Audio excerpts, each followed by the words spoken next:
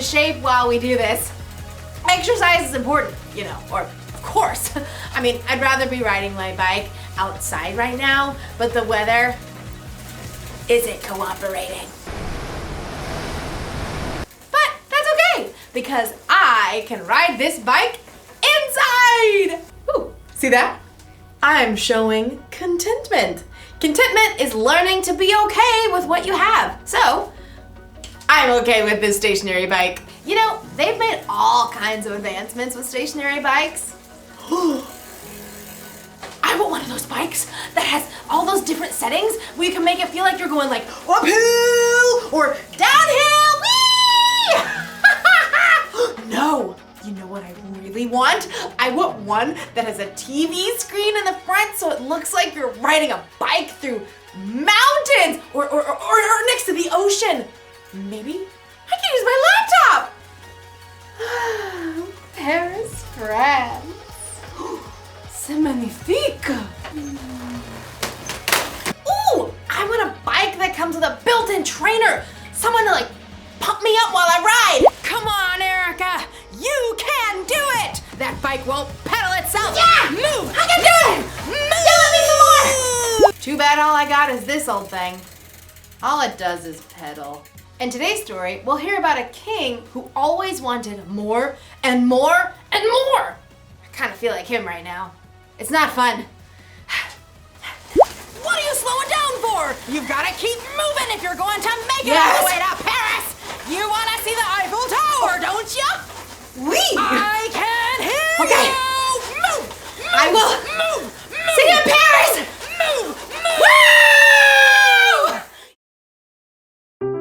The Bible. It's 66 books of history, stories, letters, and poetry that fit together to form God's one big story. The epic adventure of how He created us and loves us so much that He made a way to rescue us. As we travel through the Bible, from Genesis to Revelation, we discover people who met God and found their lives changed forever. Now, for an amazing story. Inspired by the book of 1 Kings, chapter 21. After David and Solomon, many kings ruled the lands of Judah and Israel. Some of them listened to God, but most did not. King Ahab was worse than any other king of Israel before him. He only thought of himself and did exactly as he wanted to do. Do exactly as I want. Yes, Your Highness. What do you want? 4 calling birds, 3 French hens, 2 turtle doves, and 1... Oh, it escapes me. Just bring me some pears flambé. No one ever said no to King Ahab, not even his wife, Queen Jezebel. Am I the most fabulous king to ever rule this land? Yes, of course, because you have me. King Ahab was certain he had everything he could ever want. That is, until he took a drive into the neighboring town of Jezreel. Ooh, just look at that lovely vineyard. It is perfection. Stop at once. King Ahab examined the green leafy vines and the heavy bunches of grapes. What fantastic fruit. The soil must be excellent. You, over there. Who? Me? Who, me, your majesty? Who, me, your majesty? Of course, you. Do you own this fine vineyard? I do, your majesty. Excellent. You must sell it to me at once, and I shall turn it into a vegetable garden. No. Excuse me? Your majesty? I'll pay good money. I'll trade you a better vineyard. I said no, your majesty. May the Lord keep me from giving you the land my family handed down to me. You... what? No. King Ahab was enraged. When he returned to the palace, he threw himself down on his bed and refused to eat anything, even date cakes dipped in honey. Why are you in such a bad mood? Why won't you eat anything? Neighbor won't give me his vineyard. Oh, snap out of it. You're the king. I'll get you that vineyard. Queen Jezebel was just as bad as her husband, or maybe worse. She wrote a letter to the leaders of Naboth's town. Here is your mission, which you must accept. Number 1, announce a special day and give Naboth an important seat.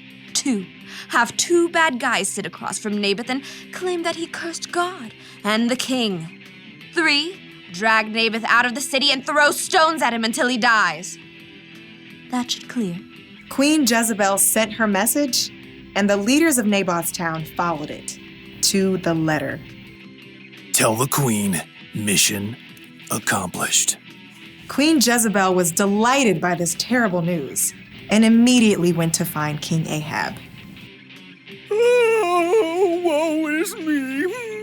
Naboth won't give me. Get up! Take over Naboth's vineyard. He's dead. What? Mine! All mine! King Ahab ordered his chariot and set off at once for Jezreel. We'll rip out these annoying vines, plant peas, parsnips, potatoes. But even as Ahab garden partied, God spoke to the prophet Elijah.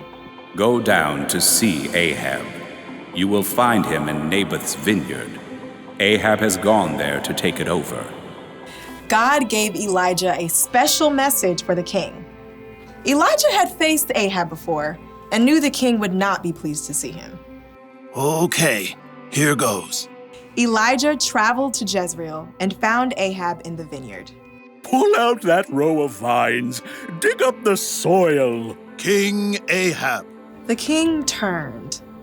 His eyes narrowed as he spied Elijah. My enemy, you found me. The Lord says, haven't you murdered a man? Haven't you taken his property? No, not me personally. And now he doesn't need it anymore.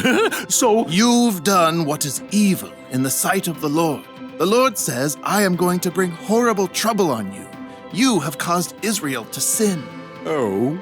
For once, Ahab listened to a message from God. He tore his clothes, a sign of great sorrow for what he had done. He put on the clothing people wore to show sadness. No food. Not even date cakes dipped in honey? Not even date cakes dipped in honey. King Ahab and Jezebel had made themselves miserable, taking more and more. And in the end, both of them paid for it.